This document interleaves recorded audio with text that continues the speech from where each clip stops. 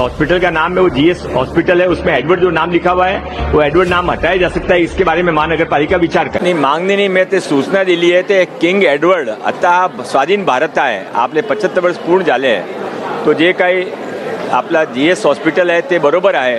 एडवर्डचं नाम कशासाठी त्यावर तुम्ही विचार करावा असा मी त्यांनी सूचना केली. नंतरच्या 75 वर्षांच्या काळात आपण यामध्ये केवळ एका मेडिकल कॉलेजची भर घालू शकलेलो. आरोग्य व्यवस्थेची विदारक वस्तुस्थिती काय आहे याच्याकडे सुद्धा नजर टाकणं जास्त महत्वाचं आहे आणि मग आपल्याला कळेल की आपण नेमकं प्राधान्य कशाला दिलं पाहिजे. मुंबई महानगरपालिकेच्या कार्यक्षेत्रातली एकूण लोकसंख्या आहे 2 करोड आणि 2 करोड लोकसंख्येसाठी मुंबई महानगरपालिका क्षेत्रामध्ये उपलब्ध बेडची संख्या आहे 50,000 आणि यामध्ये केवळ 15,000 बेड हे मुंबई महानगरपालिकेच्या इस्पितळांमध्ये आहे. माननीय मुख्यमंत्री देवेंद्रजी फडणवीस यांनी नागपूरमध्ये नॅशनल कॅन्सर इन्स्टिट्यूट सारखं एक हॉस्पिटल 470 बेडचं कॅन्सर हॉस्पिटल उभं केलंय. देवेंद्रजी फडणवीस यांचा आदर्श आपण का नाही घेत? नाशिक